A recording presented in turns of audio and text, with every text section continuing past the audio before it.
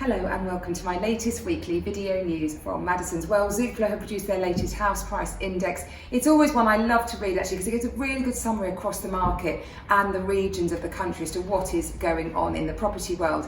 And well, for the first time ever, the average asking price of a property has exceeded £250,000.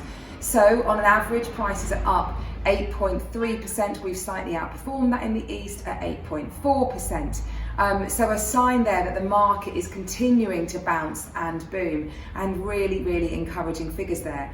But interestingly, a few signs that maybe there is a cooling of the market, which is what we've been predicting for a little while. So the first thing is it is taking longer to sell a property, about a week longer at the moment when you list your property for sale to get its sale agreed, except for two-bedroom flats in London, which are seeing a mini bounce back following the problems they suffered during the pandemic.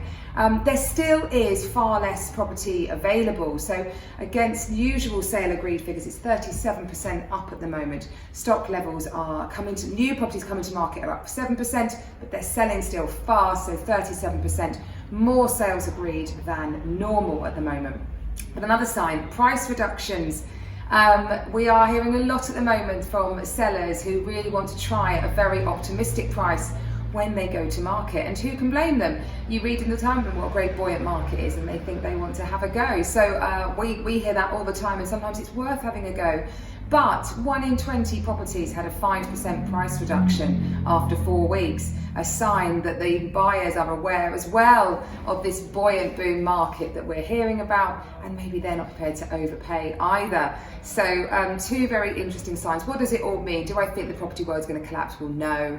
As I continue to say, I do not, absolutely. If you look back at the last crash of 2008, I was working in the banking sector then. I remember very keenly Lehman Brothers, those vivid pictures of the staff packing up their boxes. Well, that sent a heart attack across the financial system, and there was this enormous run on the banks, and so you had a huge contraction of money. Banks became nervous about lending. It came to light that there was always very bad debt that had been lent, so banks were calling in loans, people were taking out the deposits, a contraction of money in the market, in the economy, and people struggling with their mortgage payments. Lots of bad, irresponsible lending that had happened. Well, we just don't have those same dynamics at the moment. We have a very healthy employment market. There is a surplus of money in the economy circulating. And also the banks have stress tested their debts now ever since that 2008 crash to make sure that they sensitise it. If rates went to a certain level, would you still be able to afford your mortgage payments? And if you can't, then you're declined. So lending has got a lot more vigorous, and of course many borrowers have locked into very attractive fixed rates. So I'm not predicting a crash, just a slight softening of house price growth, I suppose. 3% by the end of the year, maybe 4%, just depending on what happens over the summer months, but certainly not the big 8% that we've seen so far, and the double-digit returns of 13% in some areas that we saw last year. So that's my predictions.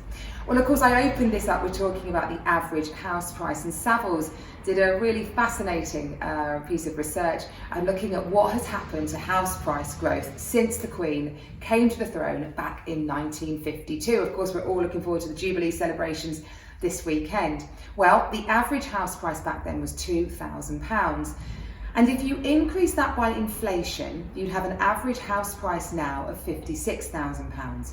And that really demonstrates an example of something that I talk about an awful lot, which is how property is a really good hedge against inflation. What that means is it will perform in line and beyond inflation. So it will protect the value of your money far more than something like sitting on cash will, where you're only being paid a return, say 1% from your bank.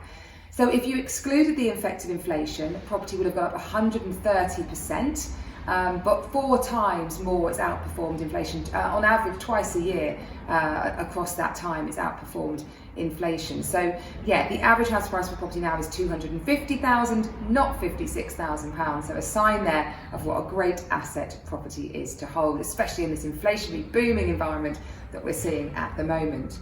Well, of course, I've mentioned it's the Queen's Jubilee, and there is so much going on in the town.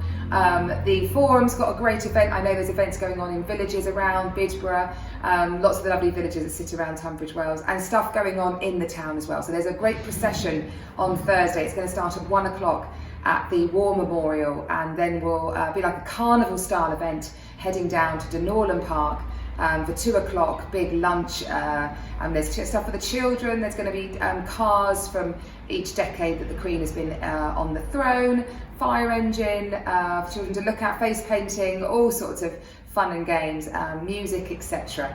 And also here on the Pantiles on Saturday, the Great British Bake Off is coming to Tunbridge Wells. So basically lots of people will be entering their perfect cake. You can come down between 11 and 3 and taste that and then vote for your favourite. The winner is then announced and they will win an overnight stay at the Tunbridge Wells Hotel, just down the way from here. Lovely, lovely hotel. So do come down and support that if you are in the area. It will be great, great fun.